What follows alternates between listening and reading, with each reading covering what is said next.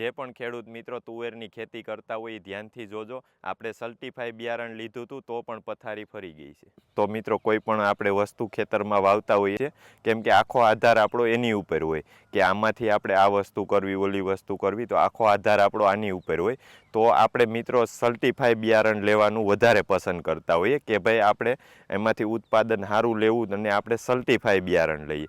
તો આપણે તુવેર વાવી છે, તો તુવેર વાવી તો એ આપણે બિયારણ લીધું હતું જલારામ એગ્રોમાંથી અને નિર્મળ કંપનીનું. તો અટાણે આપણે બિયારણ મિક્સમાં આવી ગયું છે. તો તમે જોઈ શકો છો આ રીતનું બિયારણ છે. જુઓ તો આ રહ્યા સફેદ ફૂલ છે અને આ પીળા ફૂલ છે.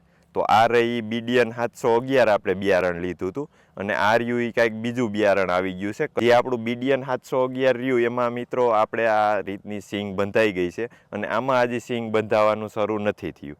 તો આ આપણે આ રીતનો મિક્સમાં 50% છે. થોડું ઘણું હોય તો આપણે સમજ્યા, પણ 50% મિક્સ છે. તો અડધી તુવેર ડાયર રહી આપણી પાકી જાય અને અડધી તુવેર ડાયર રહી આપણે ઊભવા દેવી પડે. તો મિત્રો આપણે ડબલ મહેનત પણ લાગે. અને મિત્રો આપણા કોન્ટેકમાં તો 10 થી 12 જણા છે. તો આ રીતનું બિયારણ મિક્સ આવ્યું છે એ રીતના, અને એક જ જગ્યાએથી લીધેલું છે, જલારામ એગ્રો જુનાગઢ. તો જુઓ મિત્રો આપણું આખા ખેતરમાં આવી રીતે પથારી ફરી ગઈ છે. તો તમે જોઈ શકો છો.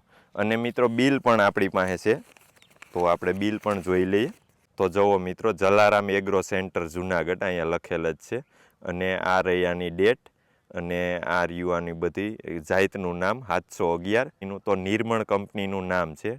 ભાવ જુઓ 1 કિલોના 330 રૂપિયા છે. તો આપણે એટલાનું બિલ થયું છે, 1640 રૂપિયાનું.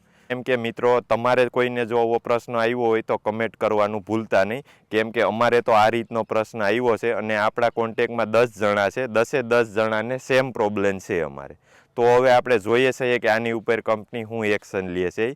કેમ કે આપણે કંપની પહેલાં તો આપણે બિયારણ લેવાનું પસંદ કરીએ છીએ કે આપણે જલારામ એગ્રોમાંથી બિયારણ લઈએ મિત્રો, કે જલારામમાં બિયારણ સારામાં સારું મળે છે. તો મિત્રો હવે આપણે સારામાં સારા બિયારણ હાટું જલારામના નામથી આપણે ત્યાં લેવા ગયા અને આ રીતનો પ્રોબ્લેમ આપણે નીકળ્યો છે. તો હવે જોઈએ છીએ કે જલારામ એગ્રો અને નિર્મળ કંપની એ મળીને આપણું શું સોલ્યુશન કાઢે છે એ પણ આપણે તમારી હારે શેર કરશું. તો મિત્રો તમારું શું કહેવું થાય કે આની શું સોલ્યુશન લઈ આવવું જોઈએ, તો કમેન્ટ કરી દેજો. ને તમારે જો આવું કાંઈ થયું હોય તો પણ કમેન્ટ કરી નાખજો.